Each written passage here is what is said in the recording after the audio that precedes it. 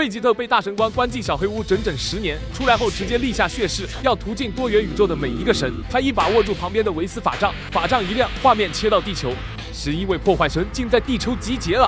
这些高高在上的神站在地球上，满脸嘲讽和狰狞。6宇宙相怕一脸阴险，直跟托破拱火。托破也是个暴脾气，满脸不屑的大骂：ビルスは役立つだ。言うことを聞ないサイヤ人を今まで生かしておくなんてとっくに消すべきだった。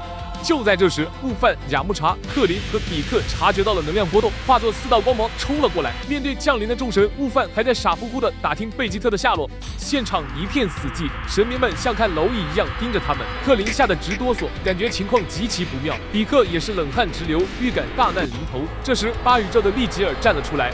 ただの凡人が神に問いただすなど、右のベイツが大衆のビルスを倒し、正義判決を受けたのだ。悟饭彻底崩溃了，他怒吼起来：父を殺したのか？ドラゴンボールで助けられないのか？父を返せ！托破在一旁看戏，冷笑着让利吉尔速战速决，清理垃圾。利吉尔一个瞬移贴脸，速度快到悟饭根本看不清动作。利奎尔嘴里搓了个巨大的破坏能量弹，直接呼了上去。可怜的悟饭连个技能都没放，就在极度惊恐中化为了虚无。比克悲痛欲绝，绝望地嘶吼着悟饭的名字。克林还没哭完，胸口就传来剧痛。他到死都没明白，为啥偏偏是自己被狙。开弓的正是2宇宙海勒斯，他在那洋洋得意地吹嘘自己的完美一击。比克赶紧喊雅木茶放太阳拳，准备拼死一搏。结果一转头被奎格拉、西达拉、朗姆西包围，比克赶紧回头呼救。雅木茶因为害怕，直接脚底抹油开溜了。3大破坏神齐声怒吼，4发巨大的能量弹同时轰下，比克在哀嚎中惨遭抹除。地球顶尖战力覆灭后，波破凝聚了一发超大号破坏弹，招呼所有破坏神一起动手，彻底抹除这个的星球，为比鲁斯复仇。11道破坏能量同时击中地球，整个地球开始消散，所有生灵尽数惨死。在法杖里看完这一切的贝吉特彻底疯了，他流着血泪，绝望怒吼，发誓要让这群恶魔血债血偿。下一秒，贝吉特利用天使法杖传送到了利吉尔的老巢。天使科恩察觉到了危险，并警告利吉尔。利吉尔还在自大地疑惑这个宇宙谁能威胁到自己。下一秒，贝吉特帅气的出现，贝吉特把法杖往地上一插，随后他全力爆气，地面轰然开裂，复仇之战正式打响。利吉尔还没反应过来，贝吉特一个瞬移贴近，一拳直接干碎了利吉尔的脸。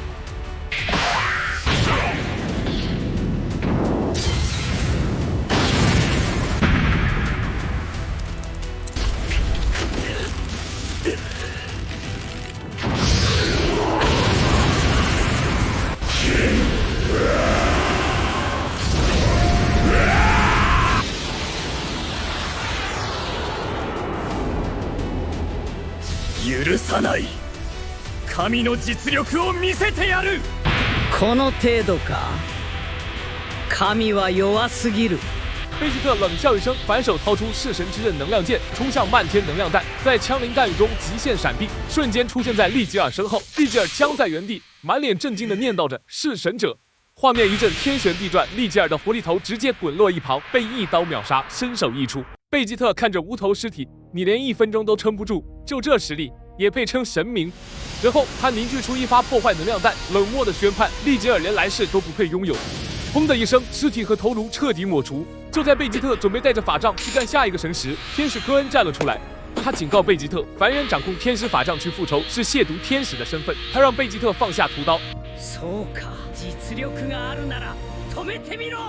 天使科恩怒斥贝吉特，别以为能秒了比鲁斯和利奎尔就天下无敌了。天使科恩搬出拳王和大神官施压，怒斥贝吉特使用的是山寨自在极意功。科恩高高在上的命令贝吉特交出维斯的法杖，别再败坏天使的名声。度胸があるなら自分で取り来い。ついでにお前の言う精神症の苦手の極意を見せてみろ。科恩看着陷入癫狂的贝吉特，吓得冷汗直流，刚想回去报信，就被弑神之刃捅了个透心凉。科恩一边吐血一边质问贝吉特到底在干啥。贝吉特浑身冒着黑电，笑得比反派还邪恶。这就是我要的效果，我就是要让你们这帮高高在上的神明以后再也不敢惹我。贝吉特揭穿了众神的老底，比鲁斯死后没一个神敢出来平事，就是因为他们怂了。贝吉特把憋了10年的苦水全倒了出来，神明夺走了他的家人、朋友，甚至家园，而科恩作为旁观者一样是罪人。贝吉特表示，科恩根本不配当维斯的哥哥，只有维斯心怀正义，敢把他从牢房里捞出来。科恩听完，三观碎了一地，大喊：维斯不可能违规干涉凡人，肯定是贝吉特搞偷袭杀了他。贝吉特说出真相，维斯可是真懂自在极意功的大神，怎么可能被偷袭？维斯为了让他活下去，主旨众神，主动献祭了自己。贝吉特阴间一笑，无力一合，你现在神力尽失，现在该轮到你化灰了。科恩彻底慌了，只能搬出大神官来压人，杀天使会引来灭顶之灾。贝吉特狂傲到了极点。つまりお前らを倒せばあの二人の交尾にいる小さいやつが直接出てくるってわけか。最高だ。雑魚狩りは飽きた。本物の男同士の勝負がしたいんだ。狩りの時間過ぎた。無になろう。话音刚落，贝吉特光速拔剑一顿乱砍，科恩被切成了人体拼图。紧接着，贝吉特搓出一发超大号破坏能量波，把科恩的每一个细胞连同法杖一起养得干干净净，彻底抹除。随后，贝吉特对法杖冷冷地下达指令：带我去找下一个神明。紧接着一个瞬移，消失在原地，开启了下一场残暴的猎杀时刻。